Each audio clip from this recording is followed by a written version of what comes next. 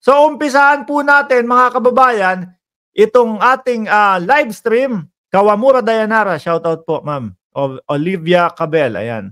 Dito po kay dating mayor ng Banban na si Alice Guo po mga bossing. Aba, rumesbak kay Senadora Risa Ontiveros. Wag daw po siyang gamitin para sa popularidad ni Senadora Risa Ontiveros. Aba, grabe ha, iba yun ha. Parang mas kilala ko si Senadora Risa Ontiveros kesa kay Alice Guo, mga kababayan. No, ngayon lang naman po natin narinig si Alice Guo eh. Ngayon lang po natin narinig si Alice Guo sangkot pa, nasasangkot pa, no? Di umano sa Pogo. May di umano pa eh, no? Pero ang dami ng ebidensya, ang dami ng pinakita, ang dami ng inilatag ni Senadora Risa Ontiveros at ni Senator Sherwin Gatchalian. Meron pang di umano talaga. Nandiyan yung nasa loob yung nakapangalan kay Mayor Guo, yung sasakyan na Ford Expedition. Oh. Nandiyan yung resibo ng internet na nakapangalan kay Mayor Guo na hindi naman 2,000 lang ang bill, umaabot ng 100,000. May di umano pa. Ginagamit nga daw po, no, ng senadora at ni Senator Win Gatchalian, mga kababayan, si Bamban Mayor, ex-Bamban Mayor Alice Guo para po sa popularidad. Siguro iniisip ni Alice Guo, naku, tatakbo kayo sa susunod na eleksyon sa 2025. Kaya nyo ko pilit idinadawit dyan. Kaya pilit nyong hinahatak ang aking pangalan. Wait lang. Ang alam ko parehas to kakapanalo lang. Di ba? Ang alam ko parehas to hindi re-electionist, mga kababayan. Tama po ba ako? Si Senadora Risa Ontiveros, siya nga lang po yung nakalusot doon sa tunay na oposisyon, hindi po posisyon ha. Tunay na oposisyon. Sherwin Gatchalian. Nakapasok din, alam ko, 2022. Kung di ako nagkakamali. Paano gagamitin na popularidad? Mas sikat pa tong dalawa na to kaysa kay Mayor Alice Guo. Grabe yun, ano? Pakinggan ho natin, mga kababayan, yung banat ni Senadora Risa Ontiveros po dito kay Bamban Mayor, ex-Bamban Mayor Alice Guo. May halong inis na po Huwag kayong mag-alala, hindi kami fixated sa'yo. Allergic lang kami sa mga sinungaling.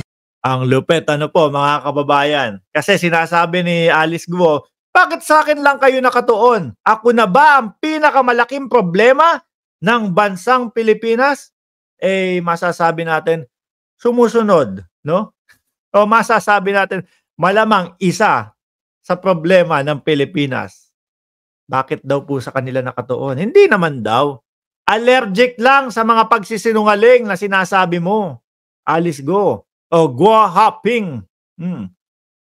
Kaya galit mo si Senadora Risa Ontiveros Ito ang buwelta ni Senate Deputy Minority Leader Risa Ontiveros sa inilabas na pahayag ni suspended Bamban Tarlac Mayor Alice Guo. Sa isang Facebook post, sinabi ni Mayor Guo na ikinalulungkot nga na hindi siya nakadalo sa nakaraang mga pagdinig ng Senado dahil umano sa pagod at trauma. Anya, prioridad na niya ngayon. Totoo kaya yun, mga kababayan? No? Ako po ay nalulungkot na hindi naka-attend sa mga hearing ng Senado, sa mga patawag ng Senado. Nalulungkot o talagang umiiwas? Stress na daw po Sino ba naman ang hindi may stress doon? Lahat ng pagsisinungaling na sinasabi niya, nakukontra nitong dalawa na ito. Ano po? Sa farm. Sabi niya, lumaki ako sa farm. At ako ay homeschooled. Mamukat-mukat mo na binulat-lat o na nag-imbestiga ng malalim. Si Sherwin Gatchalian na ating senador, mga kababayan, nakita po yung school record niya. Magka-eskwela pa ho May stress ka talaga dun. Sasakit ang ulo mo dun. Mahihiya ka dun. May katigasan ho yata ang PESLAC ng Mayora. No?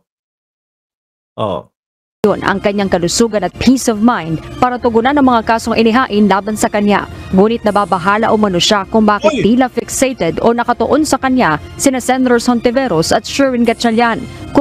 Kasi nga, doon sa mismong investigasyon po, mga kababayan, sa Senado, lumalabas na siya yung pinaka isa sa ulo ng Pogo session na yan, ng Pogo na yan. Paano hindi talaga matutuon sa kanya? Mga business partner niya, mga wanted sa iba't ibang lugar. Business partner kaya nito si Kibuloy? Kasali kaya si Kibuloy?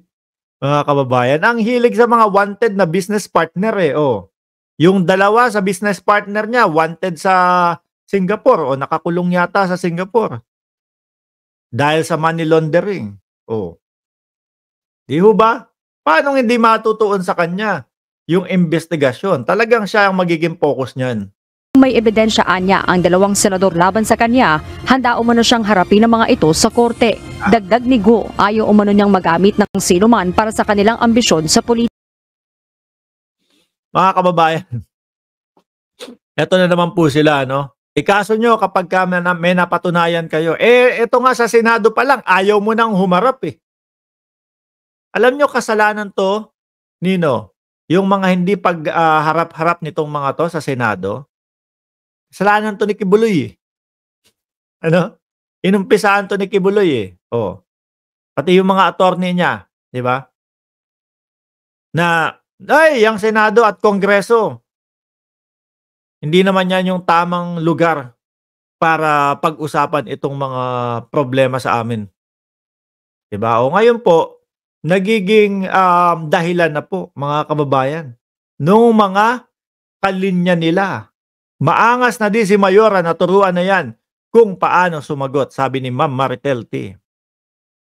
Di ho ba? Tuloy.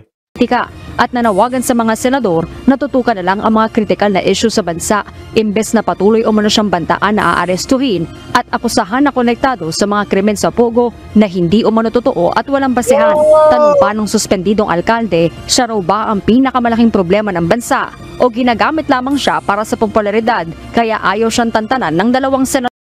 Napakinggan nyo mga kababayan, tanong ng alkalde, ako na ba ang pinaka problema ng bansa? O ginagamit nyo lang ako para maging popular kayo, para makilala kayo ng taong bayan? Matagal na po nating kilala yan dalawang senador na yan, mga kababayan. Matagal na po dyan yan sa Senado. Di ho ba? Paano sasabihin na ginagamit? Kung merong mga ebidensya na nakikita sa inyo, malalim na ebidensya, pati yung mga pagsisinungaling mo, Mayor, na ikaw ay homeschool, yung pala parehas pa kayo ng eskwelahan ni Gatchalian na ating senador. Paano yun? Nabubuko, nahuhuli po mga kababayan. Ako naniniwala ako. Wala na sa bansa ito. Tingnan nyo, puro post na lang ng Facebook. Hindi na nagpapakita yung mga sinasabi niya. Puro ganyan na lang po mga kababayan. Mano sana para mapatunayan nila na nasa bansa pa yan. Mag-interview nga sila. Hindi interview, ayaw nga lumabas di ba? Mag-video sila. Na nasa Pilipinas habang sinasabi itong mga pinagpo-post nila. Naniniwala ako dito, nakalabas to. No? Lumabas na ng bansa ito, mga kababayan. Itinanggi rin ito na siya ang nasa likod ng umano'y death threat laban kay Senator Gatchalian. Wala umano siyang kapasidad na manakit ni Numan dahil siya umano mismo nakatatanggap na ng banta sa buhay. Ayon naman, pwedeng hindi sa kanya galing. Pero wag nating kakalimutan, mga kababayan, no? Wag po nating kakalimutan na yung mga na-discovering mga Pogo, merong mga torture hub sa loob, mga bossing. Merong mga nakitang mga kapwa nila in check na puro latay. Puro pasa ang likod kasi hindi sinusunod yung ipinapagawa sa kanila ng mga boss ng Pogo. At nalilink ka dyan, Alice Guo. No? Nakikita sa mga ebidensya na may kaugnayan ka dyan sa Pogo, madam. Grabe, ha? At mukhang yung mga pagbabanta. Siyempre, sino ibang iisipin dyan ho, mga kababayan? Sabi ni Alan Montalvo, hindi nalilitaw yan for sure. Ako, yun po yung pinapaniwalaan ko eh. Sabi ni Joel Carino, pasalamat ko lang kay Go na buko lahat ng aktibidad at kalokohan na nangyayari sa Pogo, peke na PAG, peking birth certificate sa PSA, kami nga na natural na Pilipino, pag may problema sa wrong spelling, daming hinahan. Ay, oo, totoo yan, sir. Matagal yan, mahabang proseso yan, ano? Ma'am Lynn Hirakawa, shoutout po sa iyo, pang 168 like. Tuloy na natin ito. Kay Senator Hontiveros, mas magkakaroon ng katahimikan ng loob ang alkalde kung sasagutin ito ang mga tanong tungkol sa kanya. Mayor Alice Go o Go Huaping, mas marami pa kayong post sa Facebook kaysa pag-attend sa Senate hearing. So, sadly for you, hindi katumbas ng attendance mo sa Senado ang mayat-maya mong pagsusocial media. Kinukuha kasi ni Mayor Alice Go o Go Huaping, mga kababayan, yung loob ng sambayan ng Pilipino. Akala yata mapapaniwala po. Mga DDS lang naman ang mapapaniwala niya. Di ba?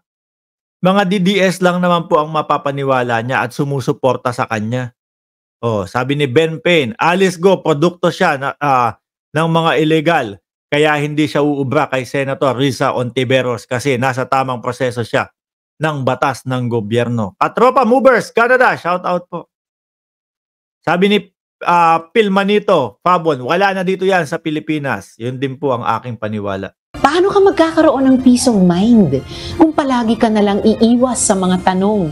Para kay Senate President Francis Cheese Escudero, karapatan ni Mayor Go na ipagtanggol ang kanyang sarili bilang siyang nadidiin sa issue. Pero giit ng Senate leader, hindi dapat pagsabihan ng alkalde ang mga senador sa kanilang dapat gawin. Wala sa lugar pagsabihan sino mang miyembro ng Senado kung ano ang prioridad sa isip nila at ano ang dapat nilang hindi maging prioridad. Siyempre, unawain natin, pagtatanggol niya palagi yung sarili niya. Pero hindi rin niya pwedeng ipersa yung kanyang personal na interes at kaisipan sa interes at kaisipan at pananaw ni numan, higit pa sa sino mang miyembro ng Senado. Tinuligsa rin ni Senator Escudero ang pahayag ng suspendidong alkalde na sa korte ito handang humarap para sa isang patas na paglilitis. Style na po nila ngayon yan, mga kababayan. No? Tingnan mo si Kibuloy. Dali nyo sa korte. Dinala sa korte, nagtago. Yung sila Tebes, tingnan mo. No, dinala sa korte, nagtago. Si Bantag, nagtago na din. Ang susunod pong nakikita ko mga ganyang style din po, baka si Bato de la Rosa. Dali nyo dali nyo sa korte, magtatago na din. Eto, susunod, si Alice Guo. Pinapasabi, dalhin sa korte, magtatago na din ito. Ngayon pa nga lang, nagtatago na no? Hindi na po nagpapakita, mga kababayan Karapatan niyang sabihin yan, pero unawain at intindihin niya na wala siya sa lugar na mamili kung ano ang pupuntahan at hindi pupuntahan base sa kanyang personal na ideya. Kung nag-issue ng warrant ang Senado, dumaan yan sa proseso. May pinagdaan ng mga rason din yan bago naman na-issue yung warrant. Sabi naman nung mga tumatakbo na mga senador, tatakbo na mga senador sa 2025, hindi naman daw tamang lugar ang Senado. Pero tatakbo sila, mga kababayan, pero hindi tamang lugar ang Senado. Pero pag sila yung mga nagpatawag, kahit sino na lang, basta nabanggit, no? Yung pangalan, hindi na uusisahin niya kung sino yung nabanggit ang pangalan, nasabi ang pangalan, patawag yan. Nakita nyo ho yan, mga kababayan. Baliktad pa ang sinasabi ni Alice Guo. Siya pa daw po, mga kababayan, ang ginagamit ng mga senador natin para sumikat po at para makinabang sa susunod na eleksyon. Nakalimutan niya yata na hindi naman tumatakbo o hindi tatakbo itong dalawa na ito.